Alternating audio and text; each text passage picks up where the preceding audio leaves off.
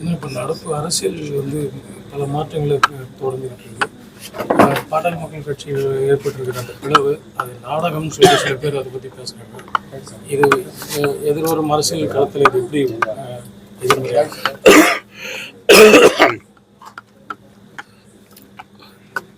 தமிழகத்தினுடைய சட்டம் ஒழுங்கு நிலை சீர்குலைந்து இருக்கிறது என்பதற்கு எடுத்துக்காட்டு சென்னை அண்ணா பல்கலைக்கழகத்திலே நடந்த பாலியல்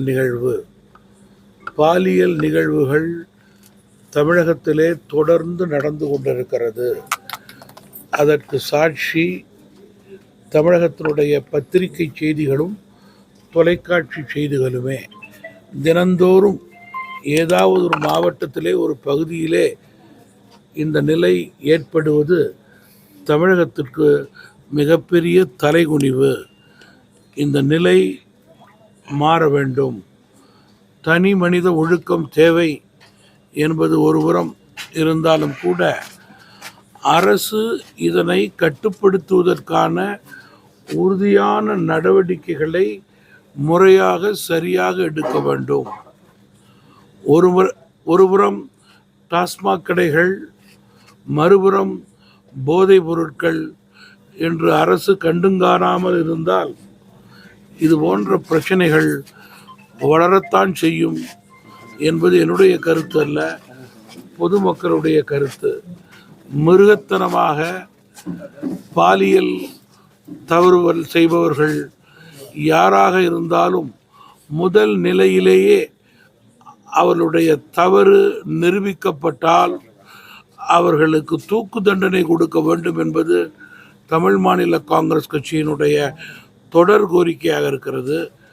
அப்பொழுதுதான் சமுதாயத்திலே தவறு செய்பவர்களுக்கு ஓர் பயம் ஏற்படும் என்று நான் குறிப்பிட விரும்புகிறேன்.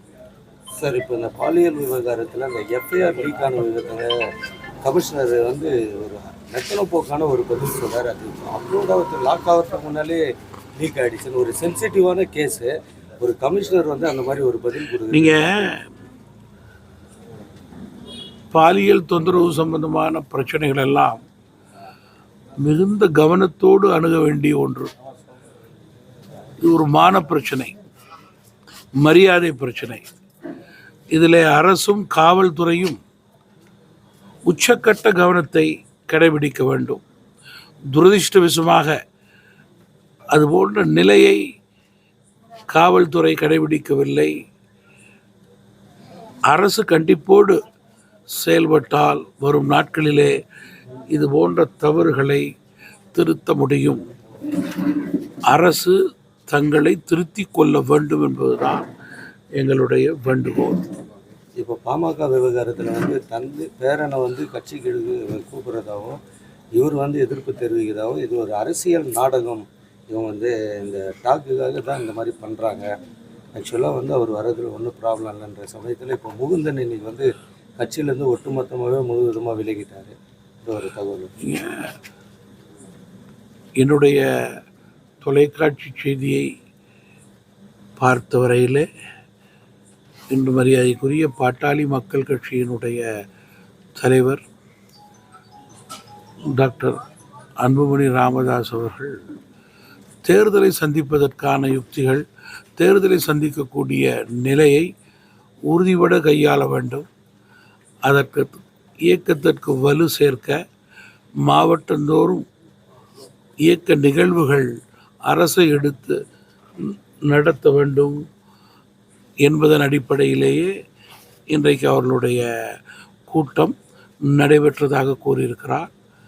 நிச்சயமாக அதுபோன்ற நிகழ்வுகள் வரும் நாட்களிலே பாட்டாளி மக்கள் கட்சிக்கு பலன் தரும் என்பதிலே மாற்று கருத்து கிடையாது.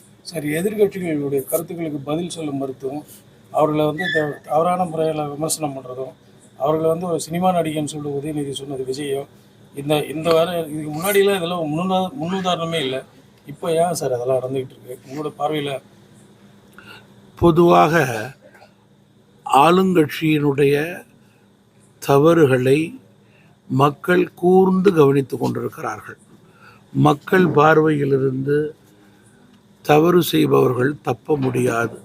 குறிப்பாக ஆட்சிவிடத்திலே மக்கள் ஒரு கட்சியை அமர்த்தியிருக்கும்போது அந்த கட்சி மக்களை பற்றி கவலைப்படாமல் மக்கள் விரோத ஆட்சியாக செயல்படும் போது அவர்களை மக்கள் கூர்ந்து கவனித்து அடையாளங்கண்டு தேர்தல் நேரத்திலே தக்க பாடம் புகட்டுவார்கள்.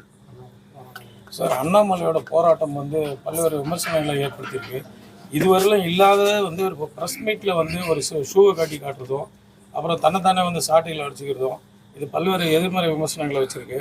ஆனால் அந்த ஷூ காட்டுறதை பற்றி நீங்கள் என்ன சார் நினைக்கிறீங்க? அரசனுடைய தொடர் தவறான போக்கை கண்டிக்கும் வகையிலே பாரதிய ஜனதா கட்சியினுடைய தமிழகத்தினுடைய தலைவருடைய செயல்பாடு தொடர்ந்து தமிழகத்திலே சிறப்பாக நடைபெற்று கொண்டிருக்கிறது. அந்த வகையிலே தன்னைத்தானே வருத்தி கொண்டு மிக கடுமையான தண்டனைகளை தவறு செய்பவர்களுக்கு கொடுக்க வேண்டும் என்பதற்காக அவர்கள் எடுத்திருக்கும் முடிவு ஆட்சி மாற்றத்திற்கு அடித்தளம் ஏற்படுத்தும் என்று நினைக்கக்கூடிய முடிவாக எடுத்து அதற்கேற்றவாறு தங்களுடைய பயணத்தை தொடங்கியிருக்கிறார்கள். அவர்களை பொறுத்தவரையிலே ஆட்சி மாற்றத்திற்கான தங்களுடைய யுக்தியிலே இது ஒரு முக்கியமான பணியாக கருதப்படுகிறது. பாதகம் செய்பவரை கண்டால் நாம் பயங்கொள்ளலாகாது பாப்பா, மோதி மிதித்து விடு பாப்பா, அவர் முகத்தில் உமிழ்ந்து விடு பாப்பா.